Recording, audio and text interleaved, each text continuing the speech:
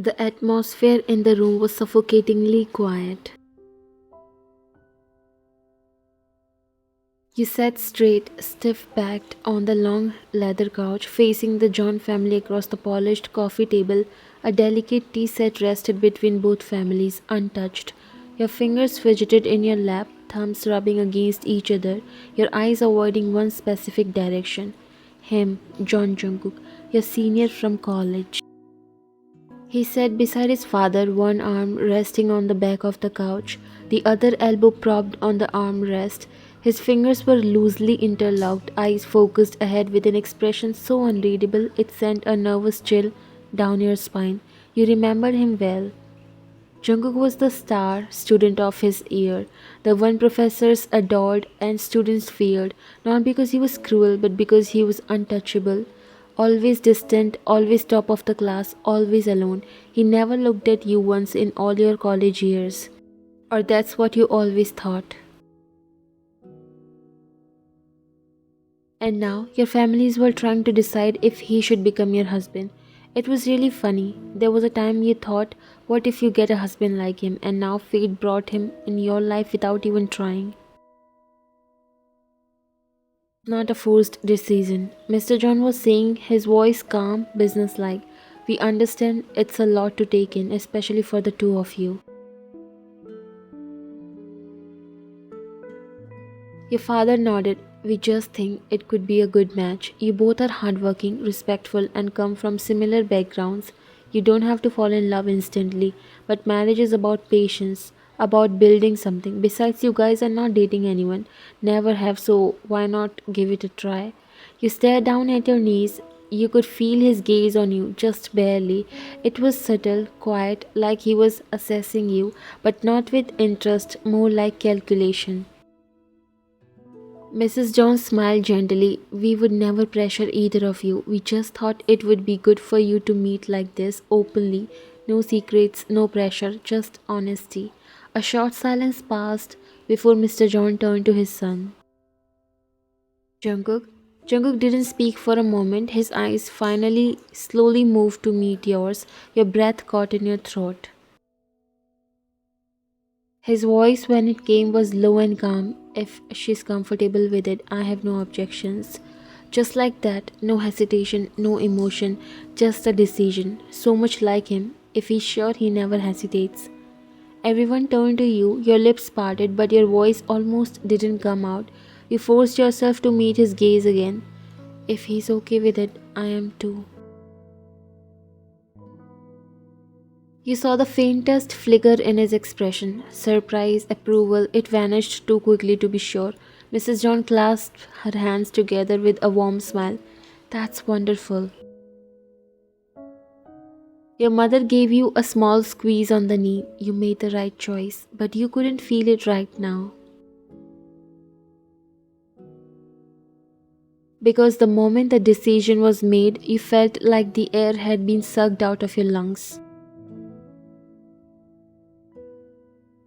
Later that evening, you stood by your bedroom window staring at nature outside. It was peaceful. You could hear the distant horns. Life continued while yours suddenly felt paused, tied to someone who barely spoke to you. Married to John Jungkook. You hugged yourself tightly. You didn't know how to feel. Not sad exactly, but not hopeful either. And then your phone buzzed. Unknown number. You frowned, unlocking it. You don't have to do this if you don't want to. Your heart skipped. Another message followed. I said yes because I trust my parents, but you are not obliged to say yes just because I did.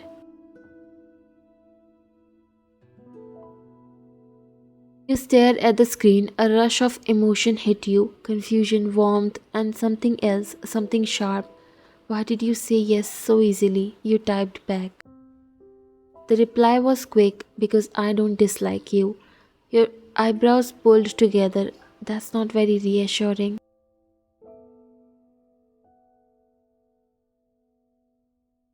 There was a pause before the next message came. I don't fall in love easily, but I don't fake anything either. If we do this, I'll be honest, always. You stared at those words for a long, long time. He hadn't smiled at you, he hadn't flirted, he hadn't shown any emotion, but maybe his honesty meant something. You didn't reply that night. But you saved the number and you smiled just a little.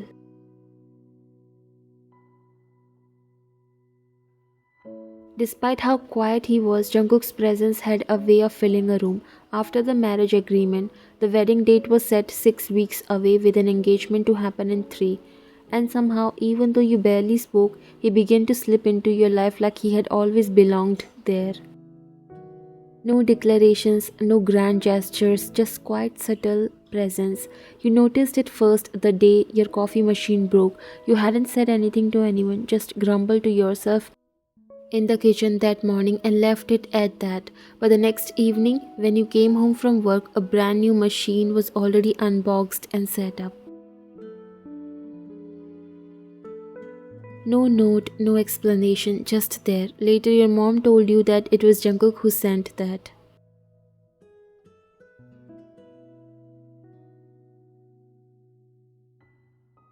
And there were the messages, never too much, never unnecessary, but always thoughtful.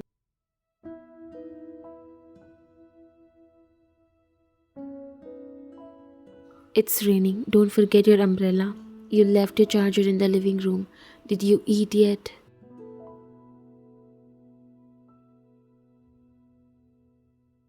He never asked you anything deeply personal. He didn't push, but somehow you felt like he was always paying attention. 1 week before the engagement, you were standing in front of the full length mirror in your room, holding two hangers, both with elegant dresses for the engagement ceremony.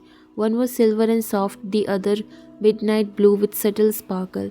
You had been staring at them for 15 minutes, still undecided. The soft knock on your door surprised you. When you opened it, Jungkook stood there, dressed in his usual black sleeves pushed up, hair falling perfectly into place as if he hadn't even tried.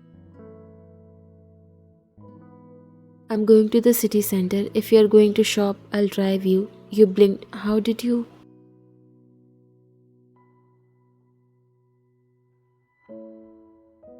I heard you on the phone with your mom earlier. He replied, glancing behind you at the hanging dresses. She said you hadn't picked an outfit yet. Your lips parted. Oh, right, I was just about to book a cab. You don't need to. He stepped aside. Let's go.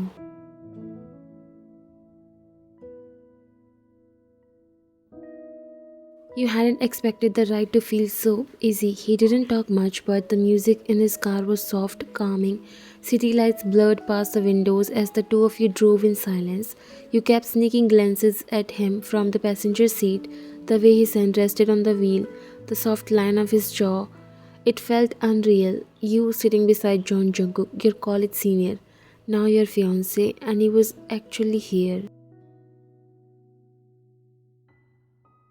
The boutique was warm, lit with soft lights and filled with racks of elegant dresses. You drifted through the fabric slowly, feeling the silence settle comfortably between both of you.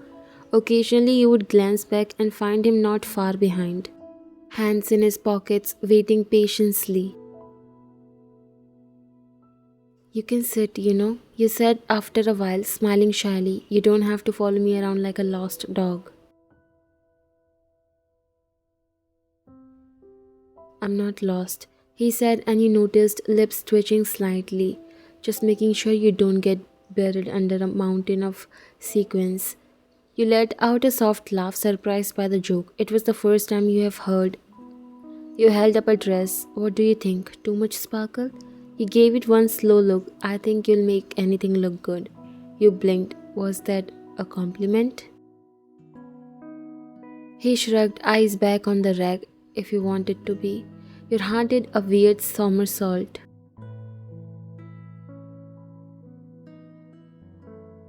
Later that night, I'm starving, you admitted as you both stepped out of the boutique, bags in hand. There's a place nearby. They do decent grilled chicken. You raised a brow. Are you asking me to dinner? No, he said smoothly, I'm offering you food. There's a difference. You laughed again, more freely this time. The place he took you to was small, quiet, not fancy, not romantic, but somehow it felt better than either.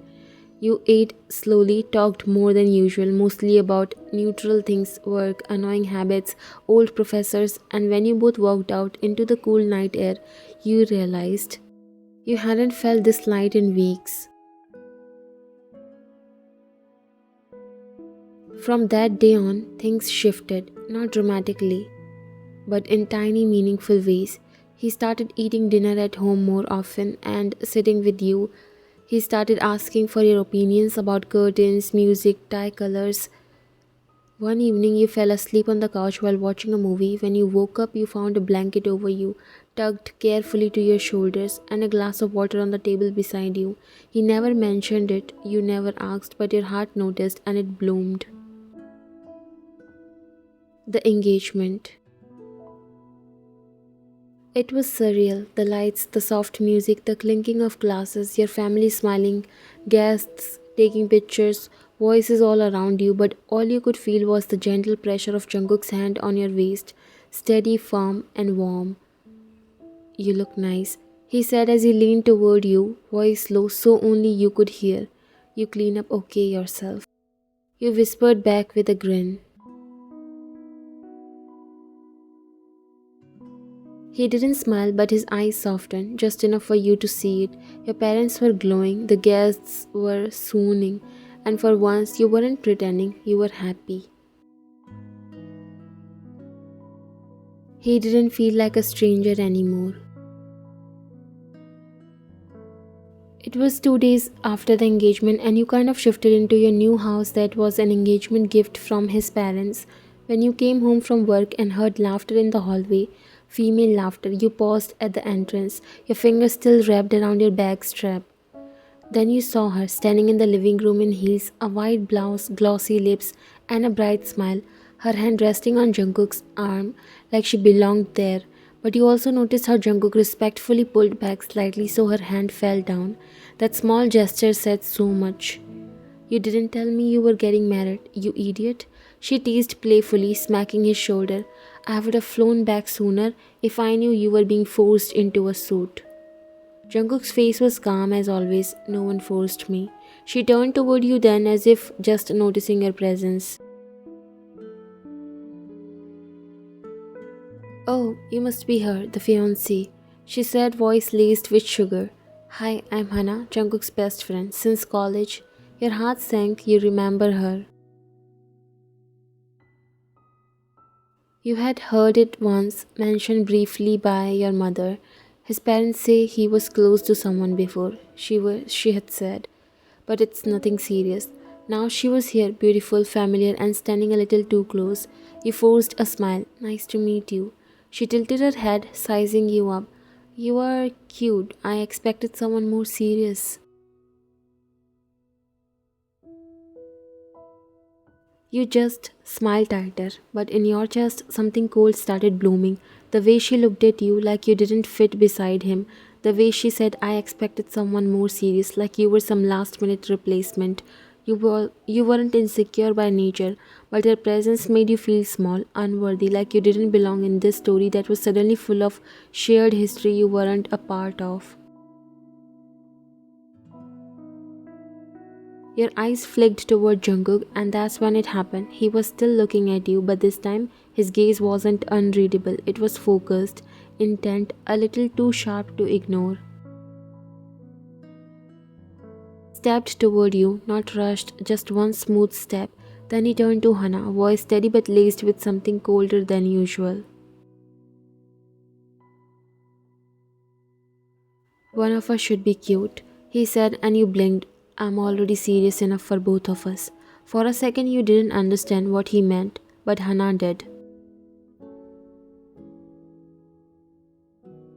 Her lips parted slightly, her expression faltering, and your heart melted because in that simple line, he had chosen you right in front of her. No hesitation, no discomfort. He stood beside you, arm brushing against yours now like it was natural. Hana forced a laugh. Okay, now, wow, someone got funnier after getting engaged. Jungkook didn't smile, he didn't play along, he just looked at you again and said softly, "You hungry?" I waited to eat.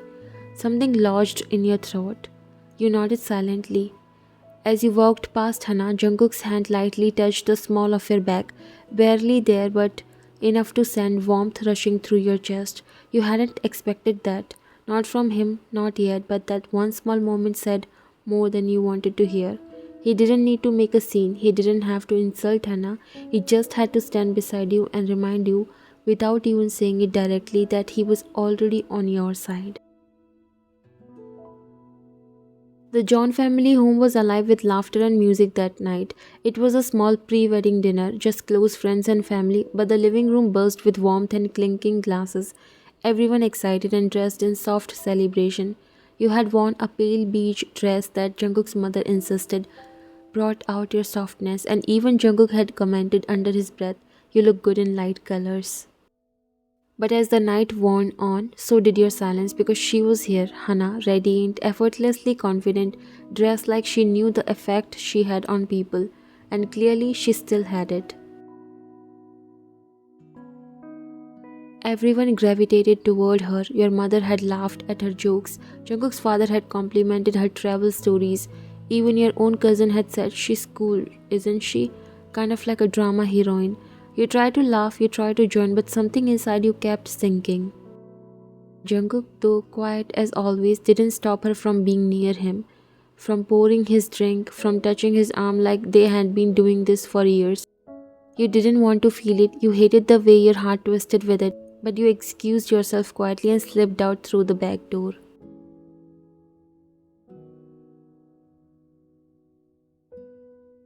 The garden was dimly lit, the soft orange glow of fairy lights draped along the trees. The air was cold, quiet. You sat down on the low wooden bench near the fountain, folding your hands around your knees and staring up at the stars like they held answers. You weren't going to cry. It wasn't worth crying about. So why did your chest ache like this? The door creaked open behind you a few minutes later. You didn't turn around, but you didn't need to. His footsteps were unmistakable. A moment later, Jungkook stood beside you, hands in his pockets, staring at the grass before finally speaking. "What are you doing out here?" You looked up at him with a forced smile. "Nothing, just needed a breather. It's peaceful." He didn't speak, you didn't expect him to believe you anyway. After a pause, he sat down beside you on the bench, close enough that your arms nearly touched but not quite. "You don't look peaceful," he said quietly. You looked down at your lap. The silence stretched again, then his voice broke through it, soft but direct. "Is it because of Hana?" You hesitated, and that alone was answer enough. Your fingers curled tightly into the fabric of your dress. He exhaled slowly, then reached out and gently took your hand in his. His thumb brushed across your knuckles, warm, grounding. "Don't. You have nothing to feel insecure about." You looked away. "I'm not insecure, maybe jealous or anything." "You are," he said without judgment, "and it's okay." Your throat tightened. "It's just, she's your best friend. She clearly knows you, knows your family. I know this sounds stupid, but the way she looks at you, Jungkook, it's different, like she's waiting for you to wake up and realize something." He didn't flinch, he just kept holding your hand. "And you are my fiancée, my wife in a few days." You looked up slowly, eyes finding his in the warm, dim light. We can't control how someone looks at us or what they feel, but we can control how we respond. "I told you before, I don't fall in love easily." You nodded slowly, almost whispering. "You did." His eyes didn't leave yours, "And when I do, it will be honest. It won't be halfway. It won't be uncertain. I don't make room for what ifs."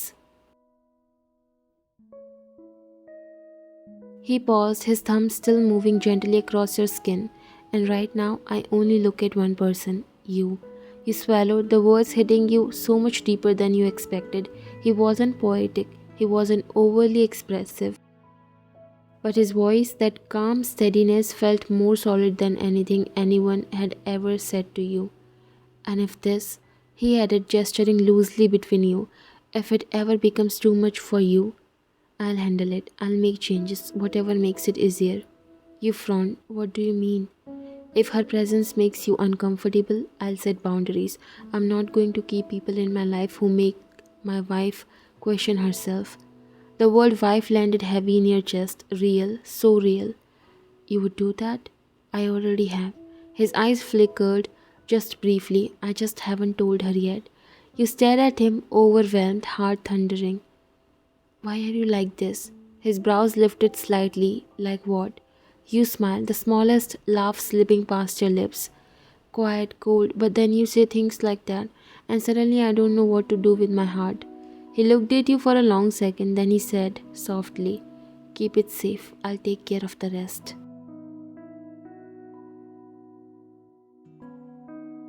You didn't say anything, you didn't need to, because in that quiet garden, with your hand still in his, the stars spinning quietly above you, and the voices of the party fading behind the glass doors, you felt it, the shift, the warmth,